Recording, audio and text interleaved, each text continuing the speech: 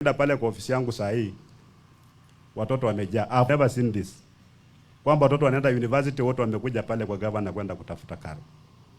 Sababu ya kitu inaitwa hii mpango mpya wa kupeana fedha katika wanafunzi wetu wa university. Hakuna mtu mmoja ambaye mimi nimeona other than the vice chancellors and a few other characters ambao wanasema hii model ni nzuri. Unanimously Wakenya wanasema kwamba hii model ni mbaya.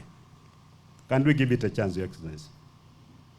Tupige tu msasa maana katikana the vision bearer ambao walikuwa kina George Magoha walitoka. Hatujui walikuwa na nia gani. Sisi tumekuja tumeinherit a problem na mimi niko na hakika itakuja kuletea matatizo makubwa sana if we do not revisit it. Hata maneno ya junior secondary, maneno ya CPC. You go to our school, there is no learning going on there. Mimi utembea kwa mashule huku, unapata shule iko na watoto subject na 14, walimu ni wawili. There is no learning going on. Na mimi naomba tu, kwa sababu mimi nasema hivi kama governor, sio kazi yangu kuongea mambo ya upinzani, lakini upinzani imeingia kwa serikali. Sasa nani mwingine ataongea kwa niaba ya wananchi kama tunanyamaza? Lazima tuseme haya maneno, tunaomba muyasikilize. Don't take it lightly, please, enda muyapige msasa ili mambo yaangaliwe na mambo yakuwe mazuri.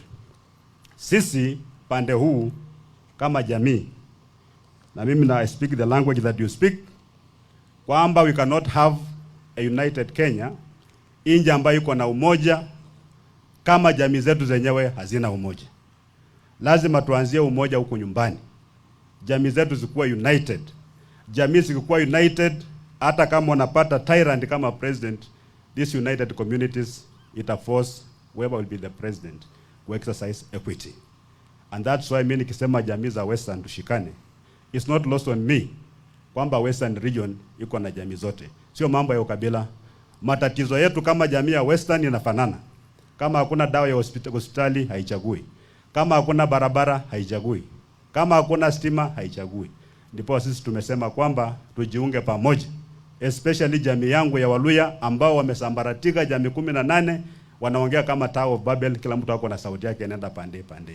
Tumesema wakati huu tutaongea na sauti moja kama jamii namba 2 kwa idadi ya Kenya, kwa makabila ya Kenya yote, tutaongea na sauti moja ili tukikutana ndugu zetu kutoka kule mlimani, kutoka Nyanza, kutoka Ukambani, sisi tunaongea kama equals on that table.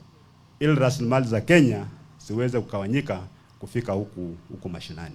Na mimi najua jamii ya Muguzi tunaongea lugha moja tu, sisi watu wote na Western Kenya. Na hapa Trans Nzoia nyinyi mnajua tunakaa kama ndugu na dada, hakuna ubaguzi, tunapendana. Tungependa tuendelee kukaa hivyo. Mambo ya afya imegatuliwa. Sisi hatuwezi kuwa tunaenda kulialia kwa national government kwamba tufanyie hivi, hapana. Ile jambo ambayo sisi tunaomba serikali tufanyie ni kwamba katika mgao wa fedha, zile fedha ambazo zinatakana kwenda kwa counties, we ask with all humility kwamba hizo fedha sikuje. Maana hii mambo iko kwa tiba, 15% of the last audited account, hizo fedha lazima sikuje kwa county. Lakini kwa sasa imekuwa ni kwamba serikali za ukatuzi na national government tunangangania mgao wa pesa ni kama tunanunua omena kwa soko. And yet kuna sheria ambayo inagawa hizi vitu. Kwa sasa zile fedha